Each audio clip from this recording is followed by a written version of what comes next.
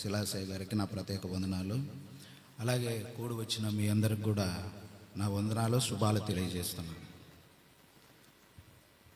నూతన సంవత్సరంలోకి మనలందరినీ ఆ తండ్రి, మనం ఇప్పుడు సజీవలోకంలో ఉన్నామంటే అది కేవలము దేవుని కృప. ఈ దినాన్ని చూడలేక ఎంతో మంది మరణించిపోయినారు. ప్రియమైన వారలారా, మనము సజీవలోకంలో ఉన్నామంటే మనము చేయవలసినది కార్యం ఏదో ఉంది. ఏంటి మనం చేయవలసిన కార్యం అంటే, ఈ లోక సంబంధమైన కార్యం కాదు మనం చేయాల్సింది, ఆ పరలోక సంబంధమైన కార్యాన్ని చేయాలి. ఈరోజు మన అంశం వచ్చేసి, పొరుగు వారిని ప్రేమించలేని నువ్వు క్రైస్తవుడవు ఎలా అవుతావు? మరొకసారి, పొరుగు వారిని ప్రేమించలేని మనము క్రైస్తవులం ఎలా అవుతాం?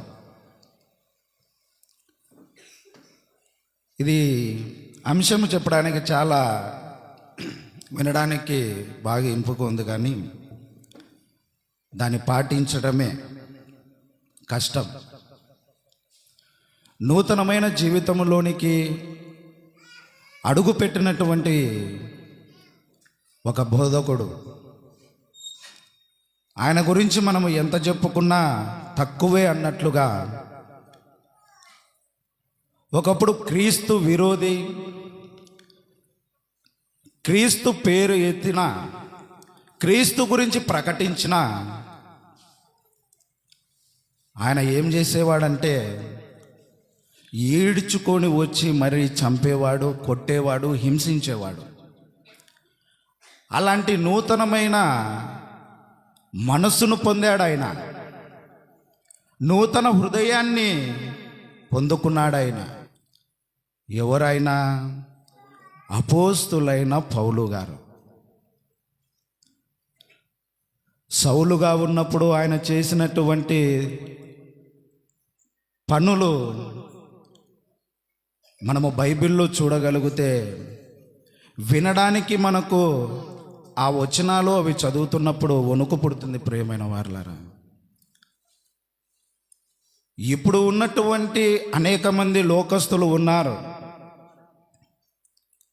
నాకు తెలిసి ఇప్పుడు పెద్దగా పూర్వం పేరుగా పిలువబడుతున్నటువంటి వారు కరుణాకర్, సుగుణ గారు, లలిత్ కుమార్ గారు, రాధా మనోహర దాస్ గారు. వీళ్ళు చేస్తున్నటువంటి ఇదే పెద్ద హింస, వీళ్ళే మనల్ని పెద్ద హింసిస్తున్నారు అనుకుంటున్నాం.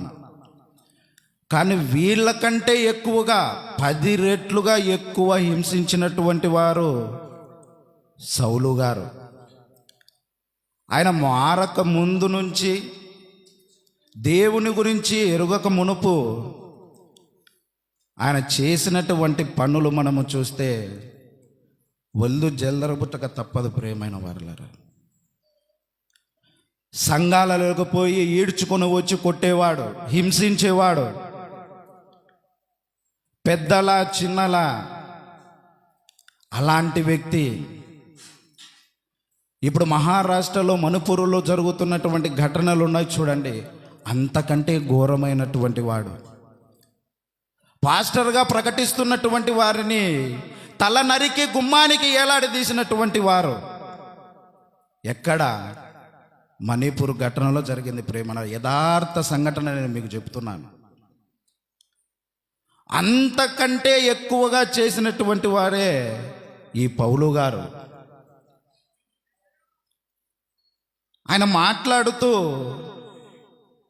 2 కొరింథీయులకు 5వ అధ్యాయము 17వ వచనములో ఆయన జీవితాన్ని మార్పు, ఈ ఒక్క వచనంతో మనం ముందుకు సాగుతూ వెళ్దాం.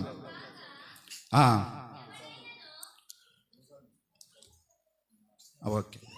2 కొరింథీయులకు 5వ అధ్యాయము 17వ వచనం. ఎవడైనను క్రీస్తు ఉన్న ఎడల, క్రీస్తునున్న ఎడల వారు నూతన సృష్టి, పాతవి గతించెను, ఇదిగో కొత్తవాయెను. ఈ వచనం ఒకటి మీరు గుర్తు పెట్టుకోనండి. ఈ వచనంలో ఉన్నటువంటి భావము, అర్థము మనము చివరిలో తెలుసుకున్నాం ప్రియమైన వర్లారా. ఈ నూతన సంవత్సరంలో ఈయన గురించి తెలుసుకోవడము చాలా ఇంపార్టెంట్.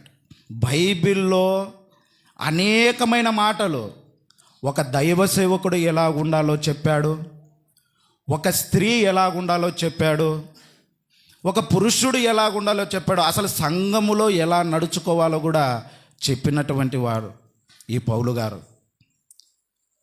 ఆయన గురించి మనము కొద్దిగా కొన్ని మటుకే మనం తెలుసుకుందాము. సమయాన్ని నాకు తక్కువ ఇచ్చారు. ఆయన గురించి తెలుసుకొని మనం ముందుకు సాగుదాం. ఒకప్పుడు ఆయన చేసినటువంటి పనులు మనం ఒకసారి జ్ఞాపకం చేసుకొని 1 తిమోతిలకు 1వ అధ్యాయము 12వ వచనం. 1 తిమోతిలకు 1వ అధ్యాయము 12వ వచనం. పూర్వము దూషకుడను, హింసకుడను, హానికరుడనైన నన్ను తన పరిచర్యకు నియమించి నమ్మకమైన వానిగా ఎంచినందుకు నన్ను బలపరిచిన మన ప్రభువైన క్రీస్తు యేసుకు కృతజ్ఞుడనై ఉన్నాను. తెలియక అవిశ్వాసము వలన చేసి తిని గనుక కనికరింపబడి తిని. ఏమి చేశాడు ఈయన? మనము బైబిల్లో ఈ 66 పుస్తకాల జ్ఞానాన్ని మనము తెలుసుకోగలిగితే,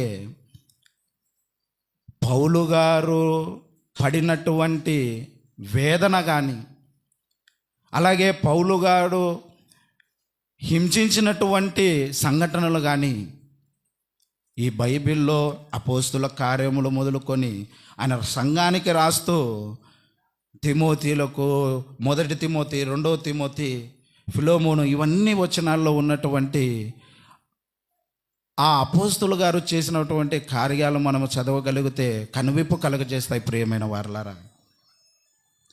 ఇలాంటి హింసకుడైనటువంటి ఆ పౌలుగా మారినటువంటి ఆ పౌలు గారు మనకు ఒక మార్గదర్శి. ఎవరన్నా ఎదురుగా ఆయనకు వెళ్ళాలన్నా భయపడేటటువంటి పరిస్థితి, అలాంటి క్రూరుడు, అలాంటి వారు ఆయన మారాడంటే మీరు నమ్మగలరా?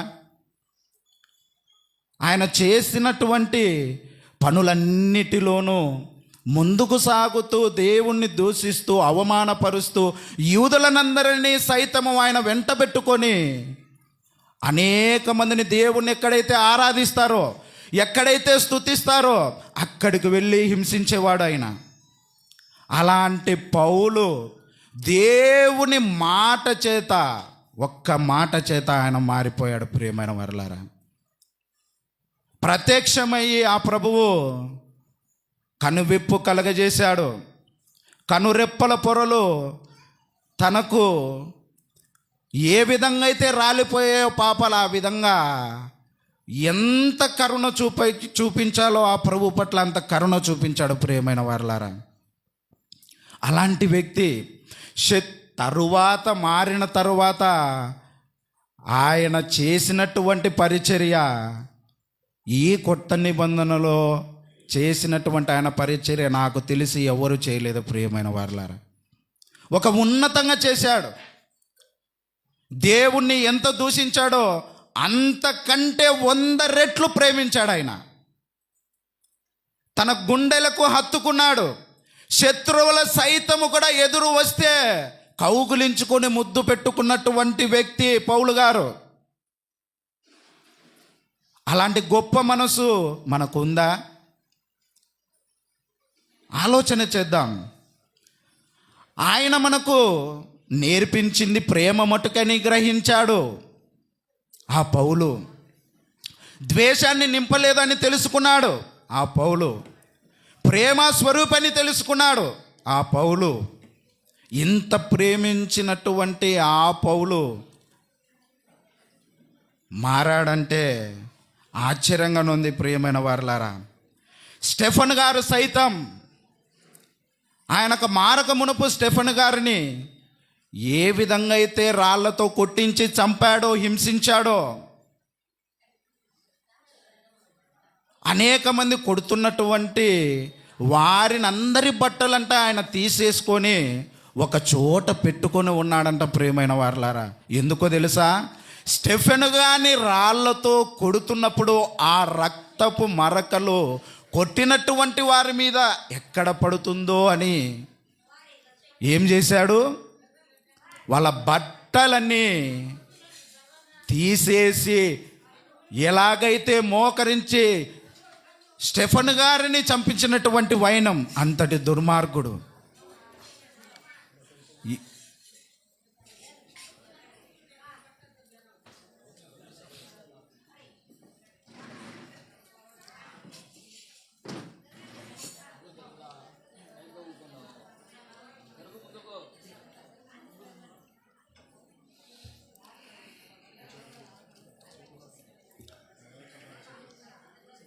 ఓకే, స్టెఫెన్ గారి సైతము కూడా మోకరించి చంపినటువంటి వైనాన్ని మనము చూడలేదా? చూద్దామా ఒకసారి?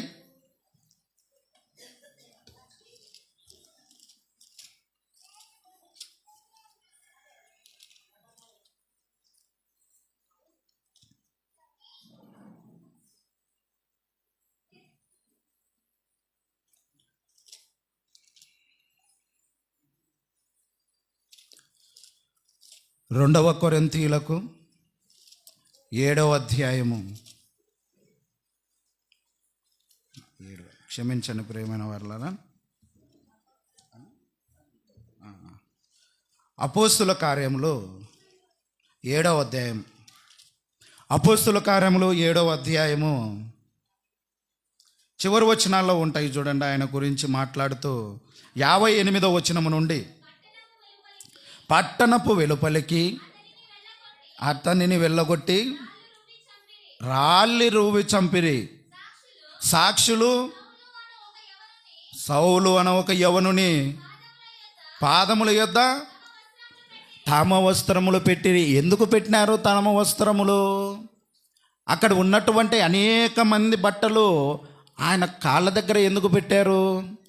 స్టెఫెన్ గారిని కొడుతున్నప్పుడు ఆ రక్తపు మరకలు వాళ్ళ మీద ఏ విధంగా పడతాయో, ఆ రక్తపు మరకలు మాకు అంటకూడదని చెప్పి ఆ బట్టలు తీసి పౌలు గారి కాళ్ళ మీద పెట్టిన సందర్భాన్ని చూస్తాం ప్రియమైన వారలారా. అంత హింసించినటువంటి వారు ఈ నూతన సంవత్సరములో నూతనమైన మనస్సును మనము కలిగి ఉండాలి. ఆ ప్రేమ మనకు రావాలి అంటే, ఆ నిత్య జీవములో మనము కూడా వారసులముగా ఉండాలంటే, ఆయన సిద్ధపరిచిన స్థలములోనూ కూడా మనము వెళ్ళాలంటే ఏముండాలి మనకు? హింసనా? ఎదుటి వారి పట్ల ప్రేమ లేకపోవడమా? శత్రువుల సైతము కూడా మన గుండెకు హత్తుకొని ప్రేమించే వారముగా ఉండాలి క్రైస్తవులుగా మనం. అలాంటి ప్రేమ లేకపోతే మనము క్రైస్తవులు అని చెప్పుకోవడానికి అనర్హులం ప్రియమైన వారలారా. ప్రేమించే తత్వం మనలో ఉండాలి. 1వ యోహాను 4వ అధ్యాయము మాట్లాడుతూ 4వ అధ్యాయం 20 వచనం 21 వచనం మరొకసారి ఆ వచనాన్ని జ్ఞాపకం చేసుకుందాం. ఎవడైనను నేను దేవుణ్ణి ప్రేమించుచున్నానని చెప్పి తన సహోదరుని ద్వేషించిన ఎడల అతడు అబద్ధికుడగును. తాను చూసిన సహోదరుని ప్రేమింపనివాడు తాను చూడని దేవుణ్ణి ప్రేమింపలేడు. దేవుని ప్రేమించువాడు అది ప్రియమైన వారలారా. కనిపిస్తున్న ఈ మనుషులనే మనము ప్రేమించలేకపోతే, కనిపిస్తున్న మన బంధువులను, మన స్నేహితులను, మన శ్రేయోభిలాషులను మనం ప్రేమించకపోతే కనిపించని ఆ దేవుణ్ణి మనం ఎలా ప్రేమిస్తాం? గుడ్డివారి సైతం, కుంటివారి సైతం, ఎంతమంది నిందించినా, ఎంతమంది అవమానపరిచినా ప్రేమించినటువంటి తత్వాన్ని ఒక యేసుక్రీస్తులను చూస్తాం ప్రియమైన వాళ్ళరా. ఇంకొక విషయం, పాపము చేయనటువంటి వాడుగా ఉన్నటువంటి ఏకైక దేవుడు మన యేసుక్రీస్తు ప్రభుల వారు. అలాంటి ప్రేమామూర్తిని మనం ఏం చేశాం? అవమానపరిచాం, నిందించాం, అవహేళన చేశాం, చివరికి ఏం చేశాం? సిలువ వేశాం. ఈ కొత్త సంవత్సరములో, ఈ నూతన జీవితములో మనము దేవుని ప్రేమను ఎరిగినటువంటి వారముగా ఉండి అనేక మందిని ప్రేమించే వారముగా ఉందామని తెలియజేస్తున్నాను ప్రియమైన వారలారా. లేకపోతే మనము క్రైస్తవులుగా పిలువబడటానికి అనర్హులం. బైబిల్ స్పష్టముగా రాయబడుతున్నటువంటి మాట. ఇంకొక మాట మనం చూద్దామా? యోహాను 13వ అధ్యాయము 34వ వచనం, 35వ వచనం. యోహాను 13వ అధ్యాయము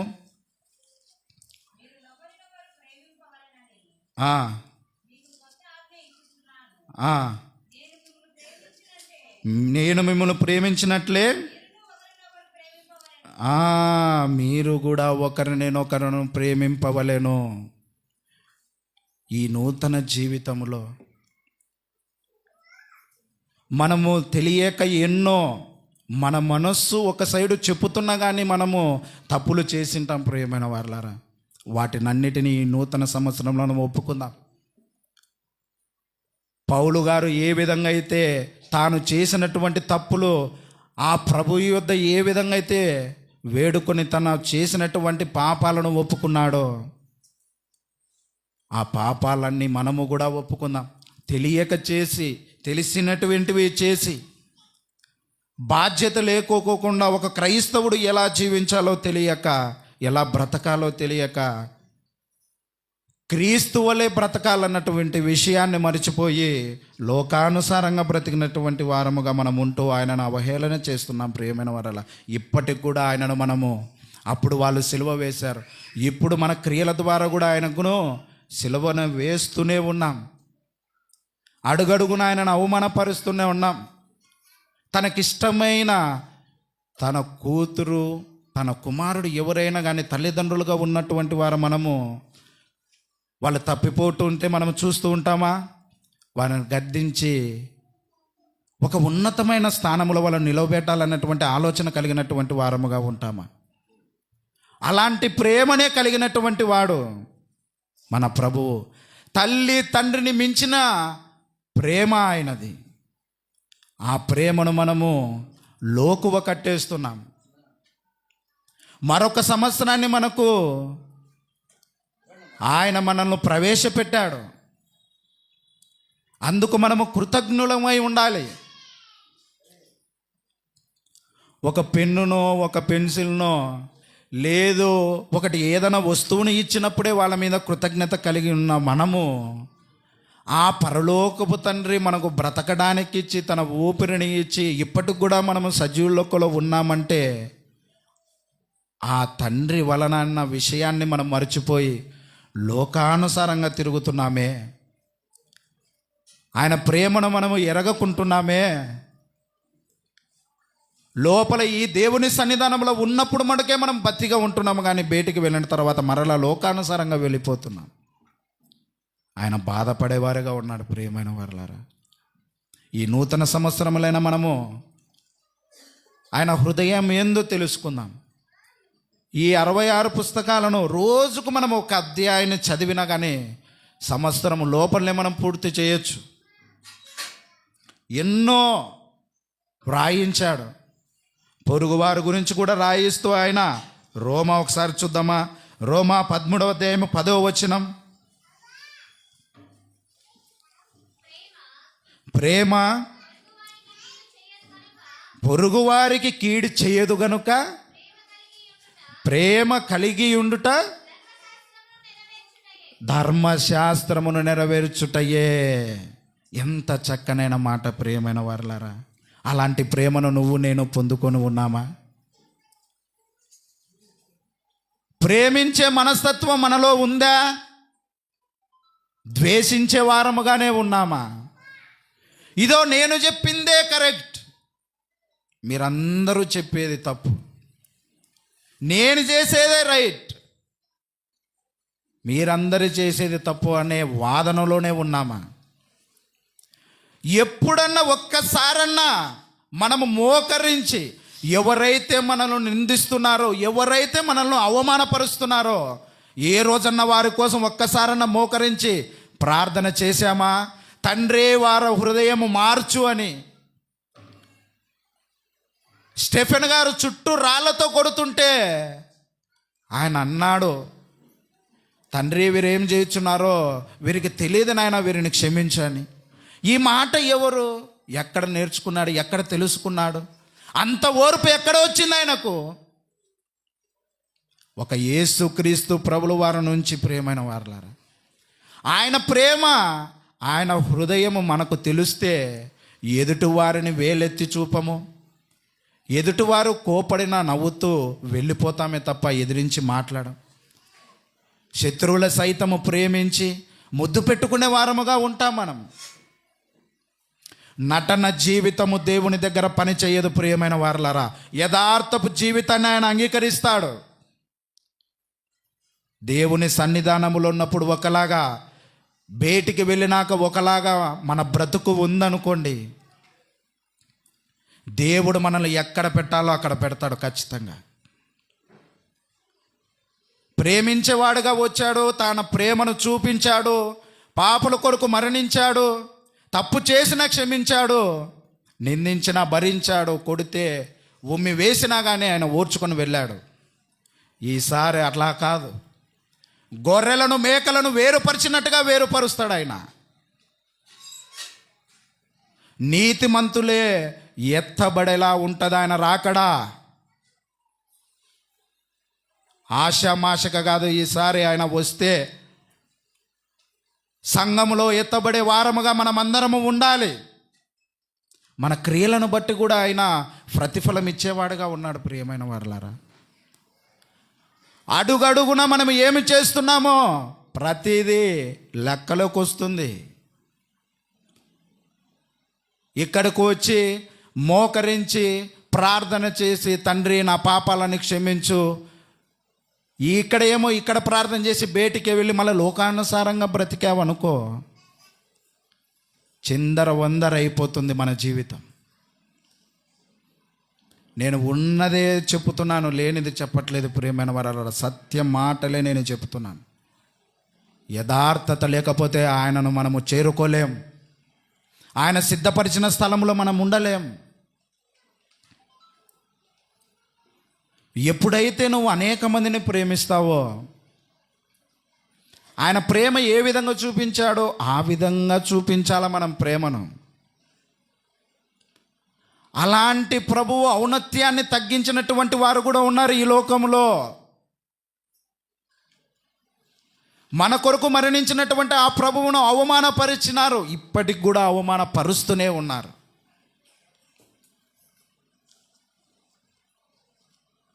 అంత చేసినటువంటి ఆ దేవుణ్ణి అప్పుడు వాళ్ళు దూషిస్తున్నారు, ఇప్పటికి కూడా అనేక మంది దూషిస్తున్నారు.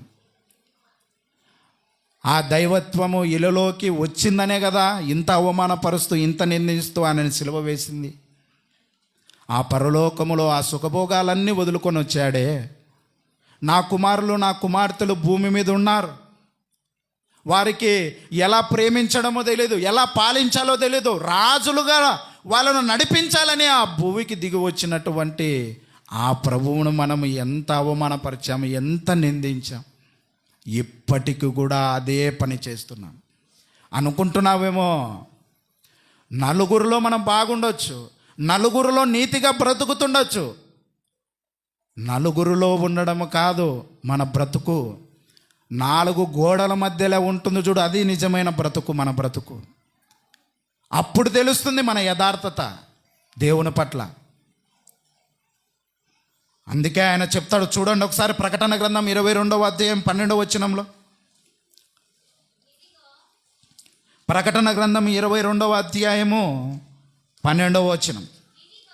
ఇదిగో త్వరగా వచ్చుచున్నాను, వాని క్రియ చొప్పున ప్రతి వానికిచ్చుటకు నేను సిద్ధపరిచిన జీతము నా యొద్ద ఉన్నది. ఏమంట ప్రియమైన వారలారా, క్రియలను బట్టి మనము ఏ క్రియలు కలిగి ఉన్నాం, పాపపు క్రియలు కలిగి ఉన్నామనుకో, అలాంటి జీతాన్ని ఇస్తాడు. దేవుని పట్ల యథార్థత కలిగి ఉన్నామనుకో, నీతిగా బ్రతుకుతూ అనేక మందిని దేవుని వైపు నడిపించే వారముగా ఉన్నామనుకోండి, దానికి తగ్గట్టుగానే జీతం ఇస్తాడు. మన క్రియలకు తగ్గట్టుగా ఆయన జీతం ఇచ్చేవాడుగా ఉంటాడు. ప్రియమైన వారలారా, ఆషామాష కాదు. నువ్వు దేవుని సన్నిధానంలో అడుగు పెడుతున్నావంటే మన ప్రవర్తన ఏ విధంగా ఉండాలి? ప్రసంగి గ్రంథంలో చెప్తాడు కదా, 5వ అధ్యాయం 1వ వచనంలో. ఒకసారి ఆ వచనాన్ని మళ్ళీ ఒకసారి గుర్తు చేసుకుందాం. ప్రసంగి 5వ అధ్యాయం 1వ వచనం. నువ్వు దేవుని మందిరమునకు పోవునప్పుడు చాలుమా, ఏమి చూసుకోవాలంట? మన ప్రవర్తన జాగ్రత్తగా చూసుకోవాలి. దేవుని ఆలయంలోకి మనం ఇట్లా లోపలికి ఎంటనేప్పుడు పైననే ఉంది, ఫ్లెక్సీలో వేశారు. ఆ వచనానికి తగ్గట్టుగా మనము ఉన్నామా? మన గుండెల మీద చేసుకొని చెప్దాం ప్రియమైన వారలారా, యథార్థంగా ఉన్నామా? మనము లోకానుసారంగానే ఉన్నామా?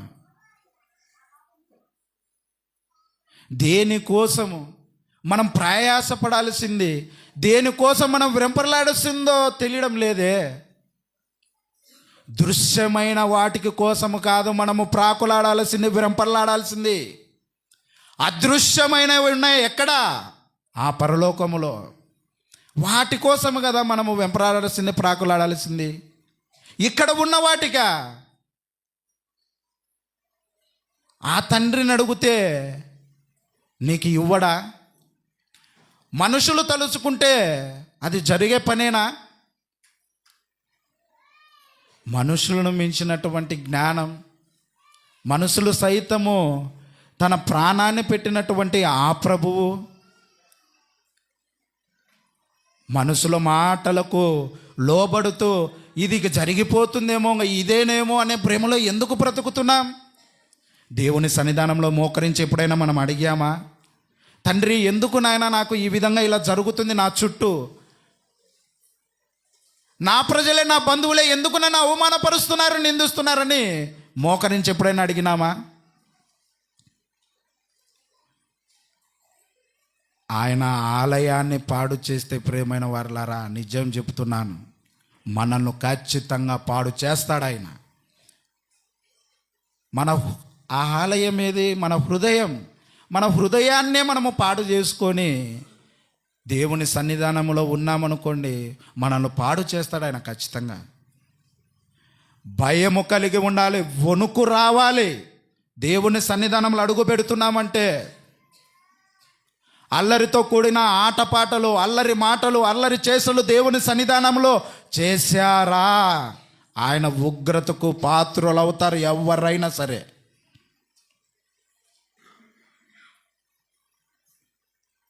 మనము క్రైస్తవులం ఎలా అవుతాం? మనం క్రైస్తవులను చెప్పుకోవడానికి అనర్హులం. మనం ఇంతమంది దైవజనులు వస్తున్నారు, ఇంత వాక్యాన్ని చెప్తున్నారు, 150 కుటుంబాలకు పైగా ఉన్నాయి నాకు తెలిసి ఈ చోటపల్లి గ్రామంలో. 200 ఉన్నాయి. వారిలో ఇక్కడ నిలబడి మాట్లాడుతుంది ఎంతమంది అండి? నాకు తెలిసి అన్న నేను 200 మంది కుటుంబాలు ఇద్దరా? ఇన్ని రోజులుగా వాక్యాన్ని ఏం వింటున్నాం, ఏం నేర్చుకుంటున్నాం, ఏం తెలుసుకుంటున్నాం? మనం వచ్చి మిమ్మల్ని ఏదో అవమానపరచాలన్నటువంటి ఉద్దేశం కాదు, కానీ ఆ తండ్రి ఉద్దేశాన్ని చెప్తున్నా మీకు. చూద్దామా ఒకసారి ఆ మాట?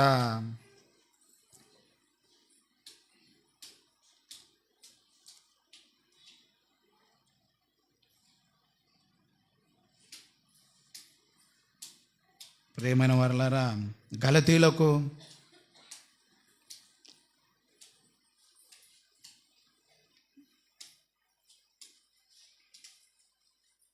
క్షమించండి, అపోస్తుల కార్యములు 9వ అధ్యాయము 15వ వచనం 16వ వచనం.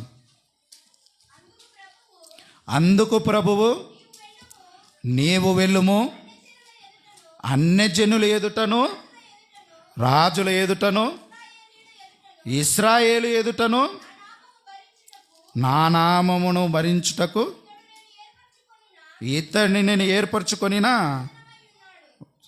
ఏమై ఉన్నాడు? సాధనమై ఉన్నాడు. ఎవరికిది? అపోస్తులైన పౌలు గారికి ఒక్కరికేనా? మనకందరికి. అసలుకి మనల్ని ఎందుకు ఆయన పుట్టించినాడు ఈ భూమి మీద? తాగి తిరిగి ఎంజాయ్ చేయడానికా? బంధువులందరినీ పెట్టుకొని వెంట పెట్టుకొని ఇష్టానుసారంగా తిరగడానికా? మన పిల్లలను దేవుని వైపు నడిపించుకోకుండా లోకానుసారంగా నడిపించడానికా? ఎందుకు మనల్ని పుట్టించాడు? మన పుట్టుకకు పరమార్థం ఏంటి? ఆయన మీదనే కాదు, సువార్త భారం ఉండేది మన మీద కూడా. దేవుని మాటలు అనేక మందికి చేరవేసి అనేక ఆత్మలు రక్షించి ఆయన వైపు నడిపించే భారం ఉంది ప్రియమైన వారలారా మన మీద. కానీ మనం ఏం చేస్తున్నాం?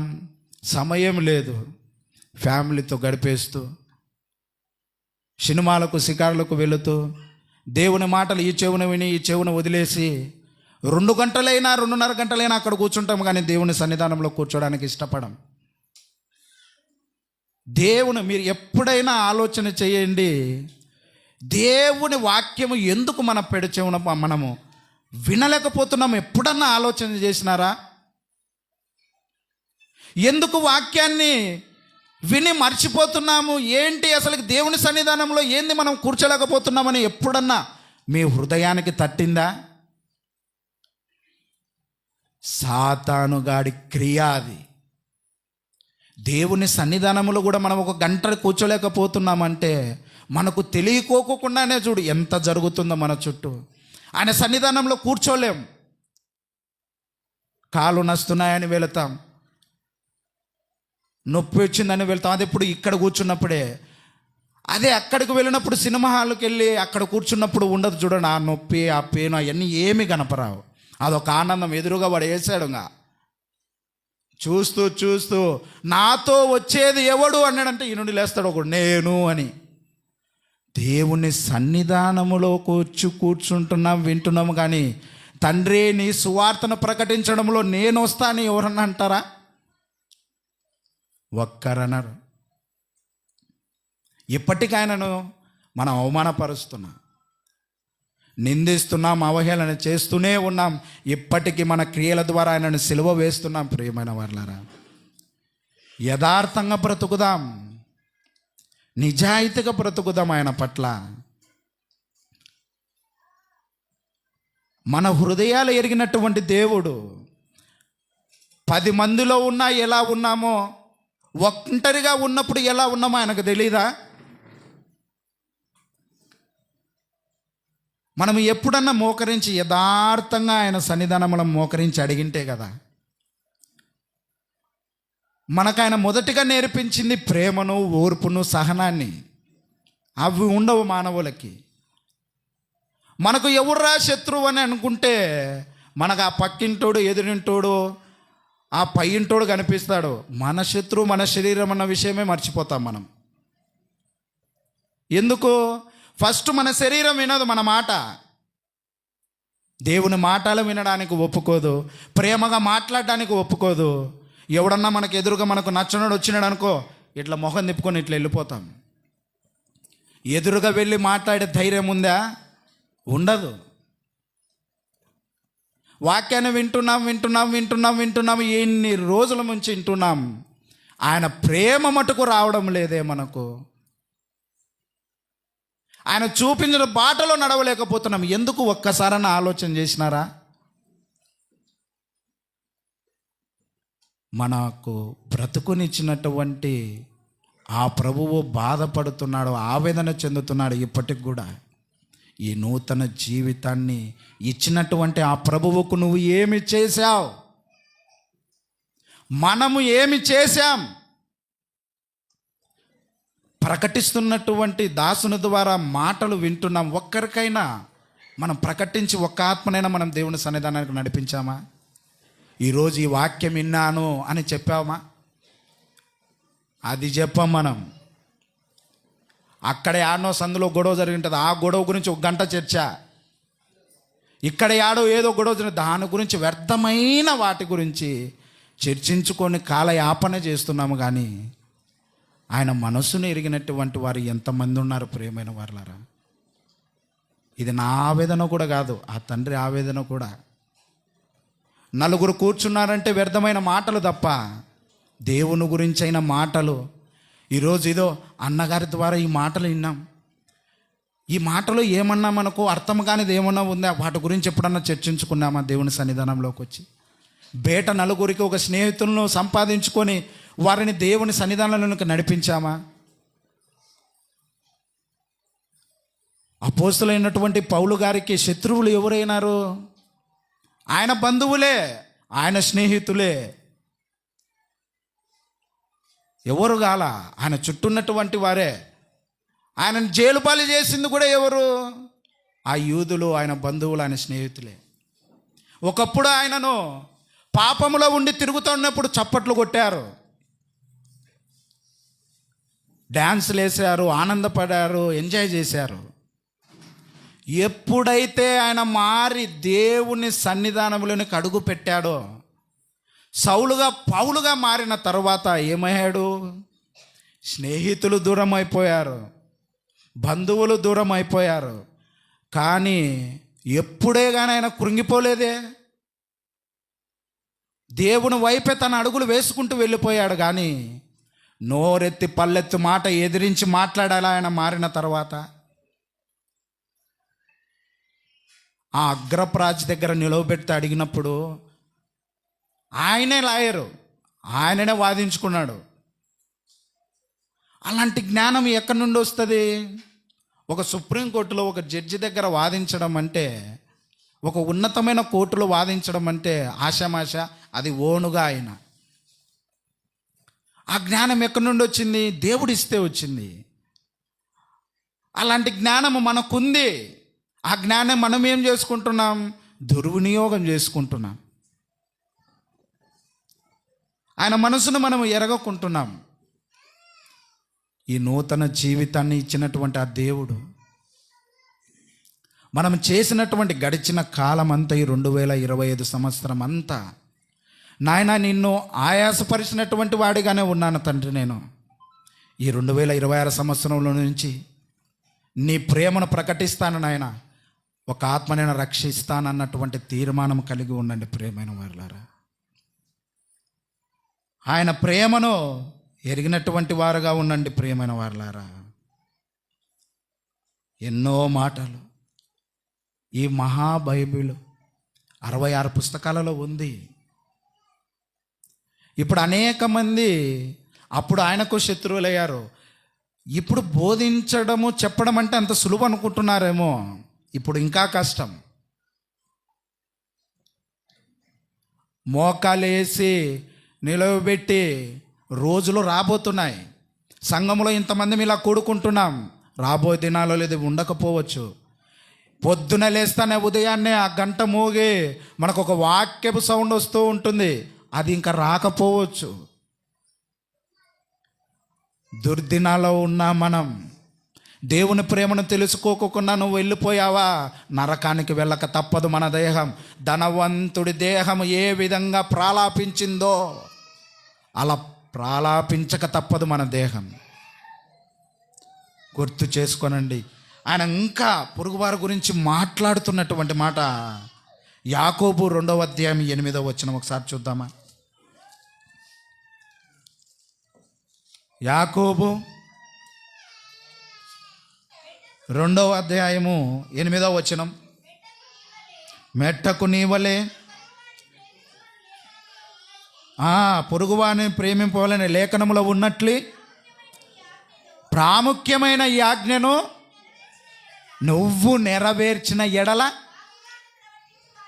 బాగుగా ప్రవర్తించువారగుదురు. ప్రేమైన వారలారా, శత్రువుల సైతం ప్రేమిద్దాం. మనకిచ్చినటువంటి ఆ ప్రేమే ఇచ్చాడు మనకైనా. ఆ ప్రేమను నలుగురికి పంచుదాం. ఎలా బ్రతకాలో నేర్చుకుందాం. అనేక మందిని దేవుని వైపు నడిపిద్దాం. ఆ నిత్య జీవంలో ఆ తండ్రితో పాటు మనమందరము కలిసి బ్రతకడానికి ఆయన సిద్ధపాటు చేసినటువంటి ఆ స్థలములో మనమందరం బ్రతుకుదాం.